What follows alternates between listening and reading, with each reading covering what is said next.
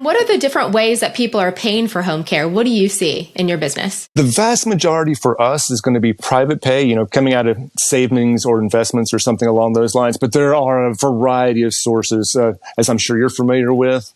Long-term insurance is probably one of the greatest ways to do it. People have been paying into those policies for a long time.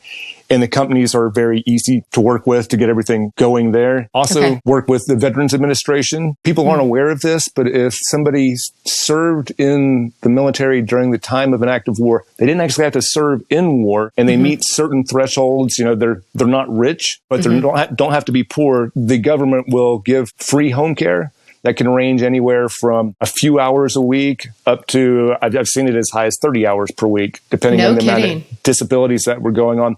And they didn't even know that they were going to be able to have the benefits for it. In addition to that, there's some more creative things. People have gone through and done reverse mortgages to be able to support it, or sometimes family and friends pick it up. Right. One really unique case. So government money is available as well. There's grants for things like multiple sclerosis, cerebral palsy. One of the most interesting ones we've ever worked with is the government of Germany is paying reparations for Holocaust survivors. Wow. And through Jewish Family Services, we had a client that was with us that was having all of their benefits were paid for by the German government. No kidding. I've never heard that. That's incredible. Wow. Yeah. So a variety of ways to actually pay for care.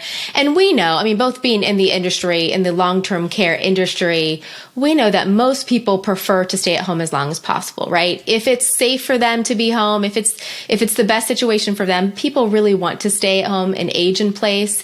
And so being able to have a reputable agency or service to turn to is going to be key for not just the care recipient, but the care family, to give them peace of mind and to know that they are getting quality care, right? And so to know that there are different ways to actually fund the care, really, really valuable. As far as those VA benefits, Kean, where do you suggest people even look to that? Go online and look at the VA's website? I would go in and Google aid and attendance. Yeah. It's just the name of the policy that will pop up for them very quickly. But you can get to the information quickly through your local VA. And then as far as the long-term care insurance, I know that you do have some clients that are on claim and that you're able to help in that process, right?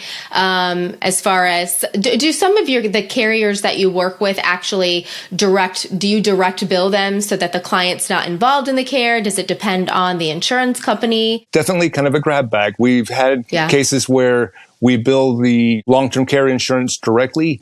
Most frequently, what ends up happening, though, is the client will pay and then they're reimbursed by the long-term care. But I've seen different avenues multiple times.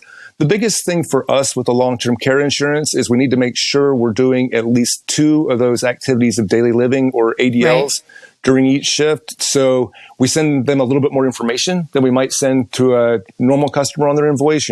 We helped with going to the bathroom. We had a shower, something along those lines, just to make sure that we're taking care of those ADLs. That's right. And just to clarify, so people are aware, if you don't know already, in order to really trigger and access benefits in a qualified long-term care insurance contract, the language, it really is that you need to meet 2 out of the 6 activities of daily living. You need help with those.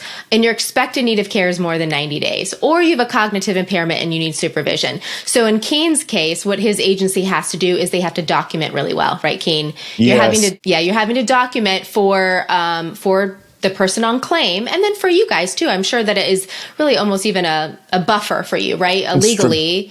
Yeah, in order to keep good records. But for the insurance company, they want to see that indeed that the person on claim does need help with those activities of daily living.